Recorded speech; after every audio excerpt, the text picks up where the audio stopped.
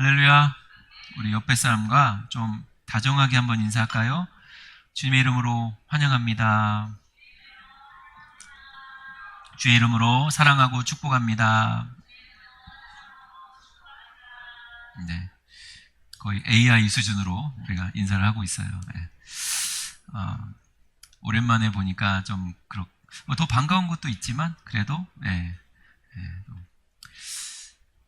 가까이 좀 친밀감을 느끼는 공동체가 되면 좋겠습니다.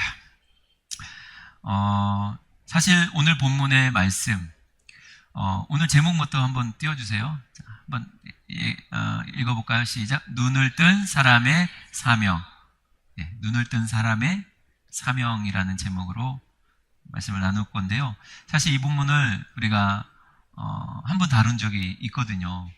기억나시는 분이 혹시 그런 기적 같은 분이 있으실까요? 거의 처음 듣는 표정으로. 네. 그런데 이 나눌 때 우리가 이제 그런 이야기를 나눴어요. 세상에서 가장 가까운데 가장 먼 나라가 있다. 한 발자국만 가면 갈 수 있는데 그 나라가 어딜까요? 하나님의 나라라는 거죠. 네. 지난번에 이제 나눴던 말씀들을 이제 우리가 좀 뒤로 한 채 오늘 말씀을 보려고 했는데 이미 뒤로 하셔서 뭐 큰 어려움은 없을 것 같고 오늘 본문의 이야기를 좀 나눌 때 우리 또 큰 은혜가 있을 줄 믿습니다. 제가 가끔 설교 때 좀 종종 인용하는 예화가 하나 있죠. 여러분 아마 아실 거예요. 그 토끼와 사냥개 이야기라고. 사냥개가 토끼를 발견한 순간 쏜살같이 뛰잖아요. 그 토끼도 뛰고 사냥개도 뛴단 말이에요. 그 주변에 멍 때리고 있던 개들이 한 마리가 뛰잖아요. 같이 뛴단 말이에요. 제가 챗 GPT를 통해서 이거를 좀 이미지화 시켜봐라 했더니 이렇게 해주시더라고요. 한번 보면서 들어볼까요? 그래서 그런데 이렇게 막 뛰어가다가 지치잖아요. 토끼가 엄청 빠르고 순간 각을 트는 게 놀라워서 잡기가 쉽지 않거든요. 근데 포기하지 않고 끝까지 가는 사냥개가 있어요. 그게 누구죠? 누굴까요? 처음에 그 토끼를 본 사냥개는 포기를 안 한대요. 왜냐하면 자기 눈으로 직접 봤으니까. 그런데 중간에 강아지들은 가다가 포기를 해버린대요. 왜? 흔들리는 거야. 진짜 토끼 맞아? 있는 거 맞아? 여러분 이게 꼭 뭐랑 같냐면 우리의 신앙이랑 비슷하거든요. 신앙으로 적용하면 우리는요 지금 막 성령 충만하는 거 너무 좋고 필요하지만 사실 신앙은 끝까지 가는 것이 정말 중요한 것 같아요.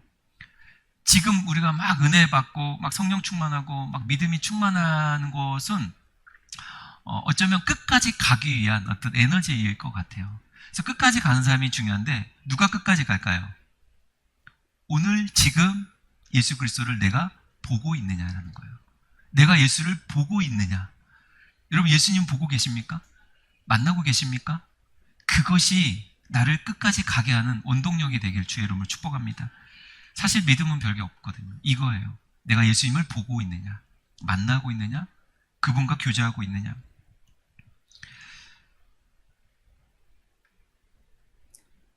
그래서 사실은 예수를 잘 믿는다는 그 말은 다르게 말하면요, 영적인 눈이 열려서 주님을 바라보고 있는 그 주님과 얼마나 친밀하게 교제하고 있는가. 이게 그 사람의 믿음의 수준이게 되는 것이죠. 자, 그렇다면 예수님이 못 만나고 예수님을 경험하지 못하면 또 은혜를 경험하지 못하면 흔들릴 수밖에 없어요. 그래서 오늘 말씀을 통해서 또 우리가 또 깨달음이 있을 텐데, 자 그러면 오늘 본문 이야기로 들어가 보면 오늘 이제 제자들과 예수님이 길을 걷다가 한 사람을 보는데 이 사람이 특별한 게 뭐냐면 맹인인 거예요. 눈을 못 보는 맹인인데 거기다가 가난했던지 구걸을 한다고 그랬거든요. 그러니까 구걸을 하는 맹인, 생각만 해도 어떤 느낌인지 아시죠? 비천한 상태에 놓인 사람이에요. 자, 그런데 제자들이 먼저 이런 얘기를 하는 거예요. 2절을 한번 보겠습니다. 시작. 제자들이 물어 이르되 랍비여, 이 사람이 맹인으로 난 것이 누구의 죄로 인함이니까? 자기니까? 그의 부모니까? 제자들이 맹인을 바라보면서 지금 하는 태도가 좋아 보여요? 아니면 조금 무례해 보여요? 사실 좀 무례한 느낌이거든요, 뉘앙스가. 네. 왜 그렇죠? 이미 출발부터가 뭘 깔고 있냐면 죄인이라는 거예요. 네, 정죄의 마음을 깔고 지금 시작하는 거잖아요. 그래서 분명히 날 때부터 맹인은 이거 저주다.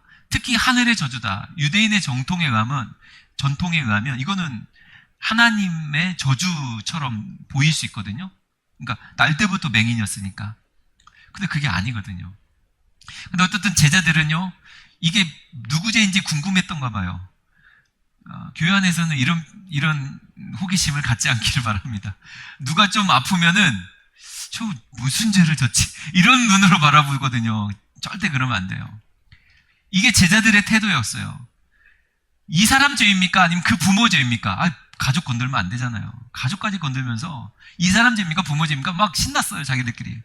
그때 예수님이 일침을 가하는 거죠. 예수님의 태도, 예수님의 성품을 온전히 보여주는 9절이 3절이에요. 3절 한번 보겠습니다. 시작. 예수께서 대답하시되 이 사람이나 그 부모의 죄로 인한 것이 아니라 그에게 하나님이 하시는 일을 나타내고자 하심이라. 너무 정확하죠. 하나님이 하시는 일을 나타내려고 이 사람이 이런 거야. 죄이기 때문에 그렇지 않아. 제자들이 굉장히 민망했을 것 같아요. 여러분, 저는 예수님을 닮아야 되는 줄 믿습니다. 그럼 뭘 닮아야 되냐? 이런 성품을 좀 닮았으면 좋겠어요. 예수님이 말하는 사람을 대하는 태도 얼마나 비천합니까? 맹인이고 구걸하는 사람이면 사회적으로 이미 그 사람의 위치는 정해져 있잖아요. 2000년 전이라면 더욱더. 그럼에도 불구하고 예수님의 태도가 어때요? 무례하지 않아요. 그리고 영적인 접근을 먼저 하잖아요. 이런 것을 우리가 닮아가야 될 줄 믿습니다. 자, 그래서 예수님이 이렇게 말을 한다는 것을 통해서 우리가 여기서 한번 좀 깨달을 게 하나가 있는 거죠. 이 맹인을 통해, 이 사람을 통해 하나님이 하시는 그 무언가, 그 일을 나타내려고 하신다라는 그 말이 제 마음속에 이제 의문이 된 거죠. 그것은 그 무엇일까? 그 구체적인 일들이 무엇인지 한번 생각해 봤고 우리가 그것을 한번 은혜로 나누려고 합니다. 첫 번째는요, 오늘 첫 번째 메시지가 있어요. 한번 읽어볼까요? 시작. 영적인 눈을 뜨는 것이 참된 축복입니다. 영적인 눈을 뜨는 것이 참된 축복인 것을 드러낸 줄 믿습니다. 왜 그러냐면, 여러분, 맹인이 지금 예수님을 만나서 어마어마한 사건을 경험하는데, 잘 보세요. 평생을, 날 때부터 지금 맹인이었기 때문에 한 번도 세상을 본 적이 없잖아요. 그리고 눈을 뜬다는 생각조차 아예 하지 않아요. 그런데 이 사람이 눈을 뜨게 되는 거예요. 그렇게 되면 어떤 일이 펼쳐졌죠? 사실 지금도 현대의학도 날 때부터 맹인을 고칠 수 없어요. 근데 그 당시는 당연한 거죠. 그런데 고쳤다라는 것은 이코르 하나님이다라는 뜻이거든요. 예수님이 맹인을 고쳤을 때 예수님이 하나님이라는 것을 사실 드러낸 거예요. 그러니까 육신의 눈을 고친 것도 기적이고 예수님이 하나님이라는 것을 드러낸 것도 놀라운 사건이 일어난 건데, 요한복음의 저자 요한은 여기서 할렐루야 박수치고 이야기를 끝내지 않고 주저리 끌고 가는 거예요. 여기서 좀 포인트인 거예요. 왜 요한은 더 끌고 갈까? 이 이야기를. 여기서 끝나면 딱 아름다운 이야기 아닙니까? 고쳤다? 예수님이 하나님이시더라. 이렇게 끝내면 끝나도 될 것 같은데 끌고 계속 내려가요. 그래서 막 유대인들이 와갖고, 야, 너 누가 고쳤냐? 너 말해봐라. 엄마 찾아가고 난리가 난단 말이에요. 훨씬 더 많은 분량을 할애해서 그 밑에 내용을 서술하고 있어요. 의도가 뭘까요? 이건 다 논할 수 없지만 38절만 읽으면 정확히 우리가 알 수 있을 것 같습니다. 38절 한번 읽어볼까요? 시작. 이르되 주여 내가 믿나이다 하고 절하는지라. 여기까지 오기를 원했던 거죠, 요한은. 이게 뭐죠?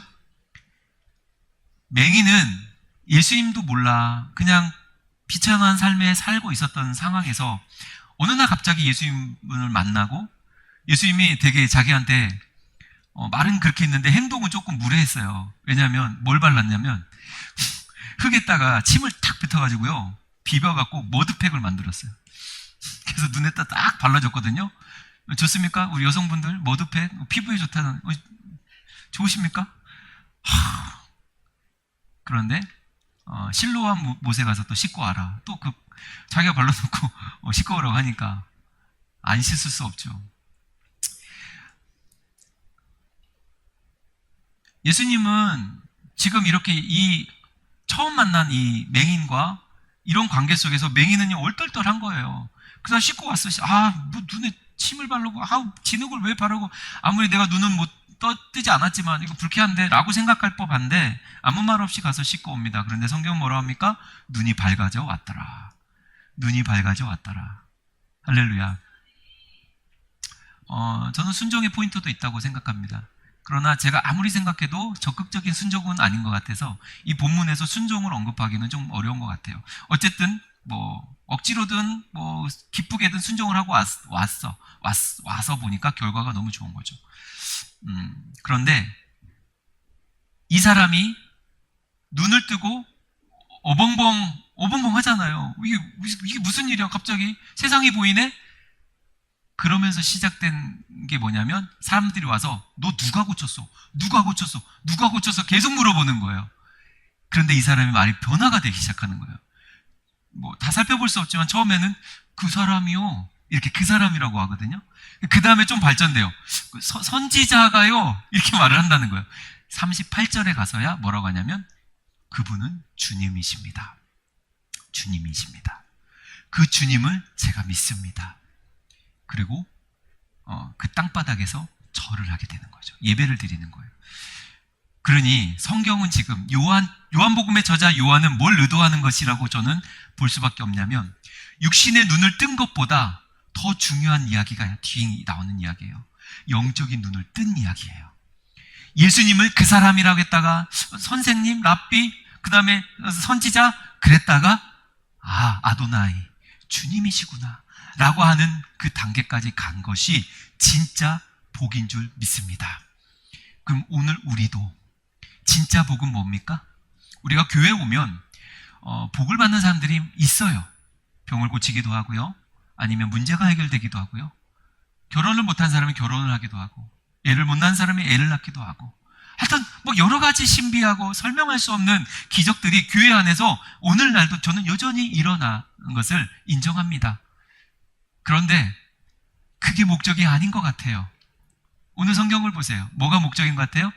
그것을 통해 누구를 바라보게 되는 것?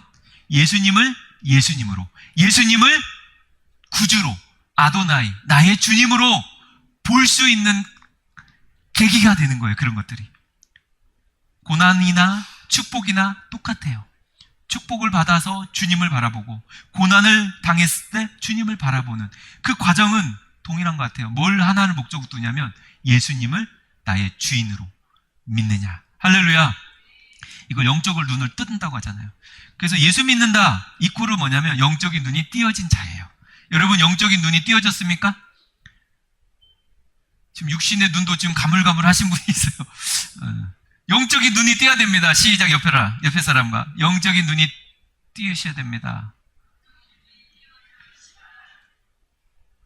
제가 지난주는 좀 굉장히 스펙터클했습니다. 월요일에 제가 응급실에 잠깐 갔다 오고요. 네.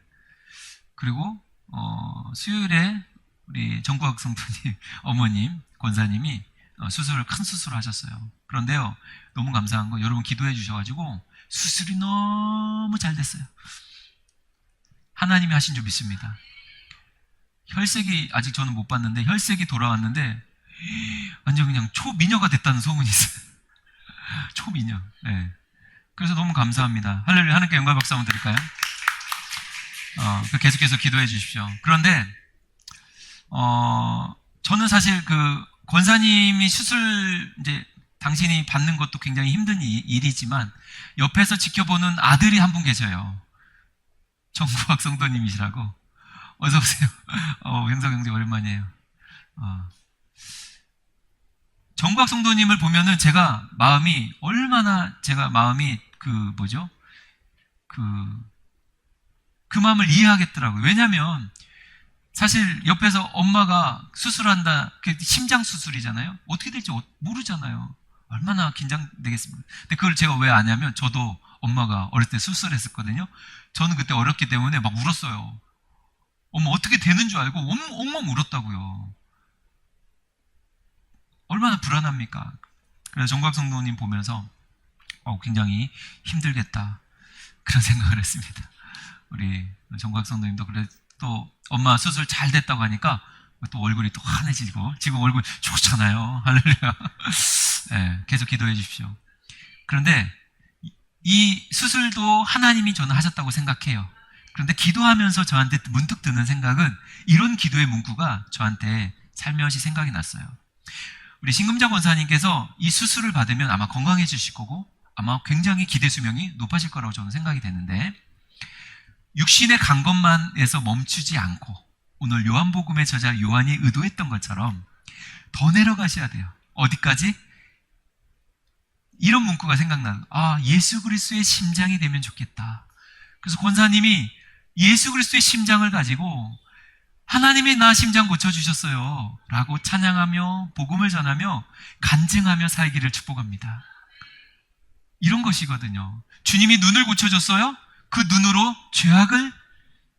죄악된 것을 바라보려고 고쳐준 거는 아닐 건데 그렇잖아요. 심장을 고쳐줬어요. 그 심장 가지고 예수 그리스도 심장을 가지면 얼마나 좋겠어요. 이제 그런 생각들이 드는 거죠. 저는 우리 예수 그리스도를 통해서 우리 모두가 저는 눈을 뜬 사람이라고 믿습니다. 예수를 믿는 것은 영적인 눈이 뜬 사람들이에요. 영적인 눈 뜬 사람은 뭐냐면 하나님을 바라보게 되는 시선이 생겼다는 거고 그분을 바라보기 때문에 천국을 바라보고 소망하기 때문에 하나님과의 관계성이 생기기 시작하는 거예요. 그래서 우리가 살아가다 보면요 이렇게 영적인 눈을 뜬 사람들이 이 맹인도 마찬가지지만 첫 번째 일어나는 현상은 뭐냐면 분별이 시작되는 거예요. 분별. 눈을 못 떴던 맹인이 눈을 탁 뜨게 되면 처음에 왜 낯설죠? 보지 못했던 것을 보게 되면서 낯선 거잖아요. 마찬가지로 예수를 믿지 않다가 예수님을 만나고 또는 은혜가 없다가 은혜가 임할 때 뭔가 낯선 영적인 것들이 우리 가운데 시작되게 돼요. 해석이 되는 거예요. 고난의 이야기가 해석이 되어지고 사람의 관계가 해석이 되는 거예요.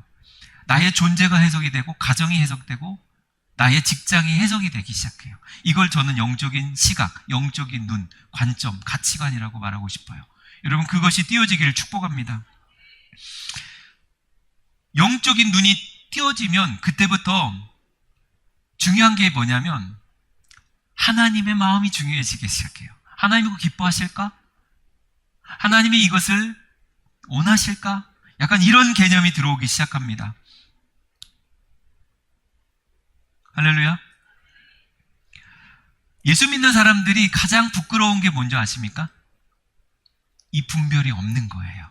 이게 하나님 기뻐하실까 기뻐하지 않으실까라는 분별이 아예 무시되는 나의 삶의 일상이라면 이게 진짜 부끄러운 거예요. 제가 지난주에 전주대 청년들 밥을 사주면서 지갑을 또 털었습니다. 잘했죠? 들어오면 털어야 돼요. 그래서 맛있는 거 저도 뭐 맛있게 먹고 하는데 메뉴판이 있더라고요. 그래서 메뉴를 고르려고 하다가 요만한 메뉴판이 이렇게 되어 있는 거예요. 그래서 그걸 제가 무심결에 들고 안 보이니까 이렇게 봤어요. 근데 그 순간 왜 이렇게 봤죠, 제가? 노안이라 좀 부끄럽더라고요. 젊은 20살, 21살 애들인데 이러고 보고 있으니까 부끄러운 거예요. 그래가지고 제가 순간 보이는 척하면서 뭐 먹을래 이렇게 했는데 근데 그 잠깐의 순간이 지나가면서 저한테 묵상이 되는 거예요. 너 그건 부끄럽니? 좀 부끄럽던데요, 하나님. 근데 진짜 부끄러운 게 뭔 것 같아? 분별하지 못하는 거예요. 하나님의 뜻이 맞는지 안 맞는지. 너 목사잖아. 목사가 뭐가 하나님 뜻인지 뭐가 아닌지를 분별 못하고 살아가는 거 그거 진짜 부끄러운 거야. 노아는 부끄러우지 마라. 세월의 흔적일 뿐이야. 노안을 부끄러워하지 마십시오. 아직 노안이 안 오신 분 자만하지 마시고 다 옵니다. 진짜 부끄러운 거는 내가 영적으로 시선이 없는 거예요. 하나님이 기뻐하지 않는 것, 기뻐하는 것을 분별하지 못하는 것, 이것이 정말 부끄러운 것 같습니다. 이것이 왜 중요하냐면, 저는 아무리 생각해도 하나님은 우리를 어디로 보내주셨냐면 일상으로 보내주셨어요. 하나님이 가장 기뻐하는 자리는 어디라고요? 우리의 일상의 자리예요. 밥 먹고 대화하고 잠자고 출근하고 일하고 핸드폰 보고 TV 보고, 여러분의 일상 속에 하나님은 여러분을 보내신 거예요. 그리고 뭘 하기를 기대하실까요? 영적인 눈이 띄어져서 분별하기를 기대하시는 거예요. 그 삶을 살기를 축복합니다. 맹인은 눈을 뜨고 분별하기 시작했어요. 예수님 그 사람? 아니 선지자? 아니 나의 주님이시군요. 그게 믿어지기 시작하고, 거기가 예배당이 아니었거든요. 길바닥이었거든요. 제가 추측하기는 그 길바닥에 철푸덕 엎드려서 절했어요. 이 장면이 저는 심쿵했어요. 여러분이 일상을 살아가다가 믿음이 꼽히는 그 자리에서 예배하시기를 축복합니다. 대화하다가 문득 믿음이 꼽힐 때가 있어요. 믿음이 일어날 때가 있어요. 병원에 갔을 때도 믿음이 일어날 때가 있어요. 친구를 만날 때도 믿음이 일어날 때가 있어요. 넷플릭스를 보면서도 믿음이 일어날 때가 있어요. 그게 영적이 눈뜬 사람들의 특징이에요. 그것이 없으면 부끄러워하세요. 오늘부터 그것을 눈을 뜨게 해달라고 기도하십시오. 내가 맹인인 것을 인정하면 주님이 다가올 줄 믿습니다. 자, 그런데 눈이 뜬 사람이 분별이 됐을 때 그 일상 속에서 하나님을 만나는 거예요. 여러분, 그것을 하나님이 정말 기뻐하는 거예요. 사실 예수 그리스도를 우리 가운데 보내주신 이유 중에 하나가 일상 속에, 여러분 삶의 자리 속에서 늘 그분과 함께 그렇게 여러분이 눈이 떠서 그 시선으로 주님을 바라보고 주님과 교제하는 것을 주님이 원하셨기 때문에 우리를 구원한 줄 믿습니다. 그래서 진짜 복은 주님과 가까이 하는 복인 줄 믿습니다. 시편 기자도 이렇게 고백합니다. 자, 한번 보여주실래요? 시편 73편 28절입니다. 시작. 하나님께 가까이 함이 내게 복이라. 여러분, 이게 진짜 복이라고 느껴집니까? 가까이 한 게 복이라고 느껴지면 아멘 하십시오. 가까이 하는 게 복이 아니라고 생각하시는 분은 어떻게 생각이 되죠? 하나님이 가까이 하는 것이 가장 큰 복입니다. 그래서 여러분이 그 삶에 대해서 추구하셔야 되는 거예요. 이것이 첫 번째 우리가 나눌 참된 복이라는 것을 깨닫게 하는 일이었어요. 맹인을 통해서. 자, 두 번째라고 생각합니다. 두 번째 함께 나누겠습니다. 나는 보냄을 받은 존재라는 사실이에요. 나는 누구라고요? 보내버려. 주님이 보내버렸어요. 자, 여러분 6절, 7절 한번 읽어볼게요. 6절, 7절. 네. 안 나오나요? 우리 한번 6절, 7절을 띄워주세요. 시작. 이 말씀을 하시고 땅에 침을 뱉어 진흙을 이겨 그의 눈에 바르시고 이르시되 실로암 못에 가서 씻으라 하시니, 실로암은 번역하면 보냄을 받았다는 뜻이라. 이에 가서 씻고 밝은 눈으로 왔더라. 할렐루야. 예루살렘 동편에 가면 기드론 골짜기라는 곳이 있어요. 그곳에 기온샘이라는 곳이 있는데 거기에서 흐르는, 이제 수로를 타라 아래로 흐르면서 가장 낮은 연못이 하나 있어요. 그 모이는 못이 바로 실로암이에요. 실로암이 어디 있다고요? 예루살렘 성 동편에 기드론 골짜기에 있는 기온샘에서 내리고 흘러와서 모인 곳, 그 실로암이에요. 가장 낮은 곳, 보냄을 받은 곳, 실로암. 이 맹인이 어쩔 수 없이 필연적으로 엎드려서 눈을 씻어야 되는 거예요. 낮은 자리에 가서 엎드려서 그 눈을 밝게 하신 줄 믿습니다. 여러분, 이것이 오늘 주님이 우리를 보낸 정체성이에요. 성경에 보냄을 받은 자, 보통 아포스텔로, 사도라고도 하는데 원조는 누군지 아십니까? 보냄을 받은 자의 원조는 예수 그리스도예요. 예수 그리스도는 보냄을 받았어요. 자, 그런데 생각해 보세요. 예수님은 하나님이에요. 하나님의 왕의 자리에 있는 분이 모든 우주 만물을 통치하는 권세를 내려놓고 이 땅의 가장 비천한 자리로 오셨어요. 태어날 때 말 구유에서 태어났어요. 말 침 묻어있죠. 여물 있죠. 또 더러운 거 다 묻어있는 그곳에 물론 수건이나 이런 걸 좀 깔았겠지만 그 자리에 냄새나는 자리에 오시면서 보냄을 받은 거예요. 그 자리에. 그리고 나중에 공생애 때는 사람들에게 정말 많은 것을 베풀고 은혜를 베풀고 말씀을 나누고 사랑을 줬지만 돌아오는 것은 멸시천대 조롱 그리고 채찍과 결국은 십자가형이었어요. 비참하죠. 이것을 알았을까요? 몰랐을까요? 너무 잘 알으셨어요. 그럼에도 불구하고 왔어요. 그럼에도 불구하고 왔다는 거예요. 여러분, 이것이 예수 그리스도가 하나님으로부터 보냄을 받은 예수 그리스도가 선택한 삶이었어요. 그 예수 그리스도가 아니었으면 우리는 다 죽었죠. 우리는 구원받지 못했죠. 자, 그러면 오늘 우리를 예수님이 동일하게 보내신다는 거예요. 오늘 맹인을 실로암 물가로, 여러분 이게 상징적인 거예요. 가장 낮은 자리로 보내셨어요. 그리고 눈을 밝게 해준 거예요. 여러분, 우리는 그럼 어디로 가야 돼요? 가장 낮은 자리로 가야 돼요. 우리가 가야 될 곳은 그곳이에요. 왜 그럴까요? 그곳에 예수님이 계실 겁니다. 가장 낮은 자리가 어딜까요? 오늘부터 찾아보십시오. 가정에서, 직장에서, 사업장에서. 여러분, 가장 낮은 자리를 여러분이 가시기를 축복합니다. 이 일은 누구만 할 수 있을까요? 예수님이 십자가에 달리기까지 아무 소리 안 하고 정말 하늘에 번개를 칠 수도 있고 천군천사를 내려와 싹 쓸어버릴 수도 있는 그 힘있고 능력있고 모든 걸 통치하실 수 있는 그분이 꾹꾹꾹꾹 참아서 결국에는 십자가에서 우리의 죄를 담당하신 이유가 뭡니까? 그럼에도 불구하고 우리를 사랑하기 때문에 그래요. 그래서 사랑은 그래서가 아니고 그럼에도 불구하고라는 거죠. 보냄을 받은 자의 사명은 뭐냐면, 여러분, 우리가 사람들 누구랑 친해지냐면 나랑 잘 통하는 사람들. MBTI가 뭐예요? T예요? 나도 T인데. F예요? 나도 F인데. 안 맞구나.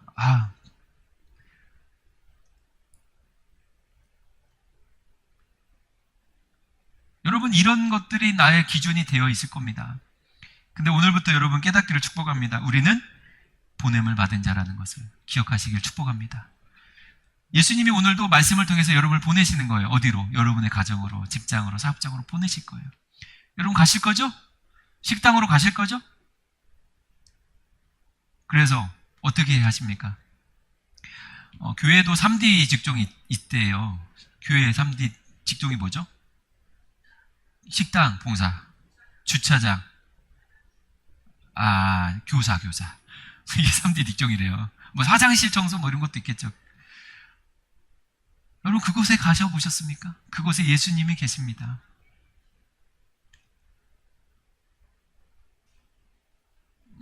저는 이 인테리어 하면서 참 감사하고 좋았지만 한 가지 우려됐던 것은 환경이 좋아지고 분위기가 좋아지면 그 밝음에 취해서 내 본분을 잊어버릴 수가 있잖아요.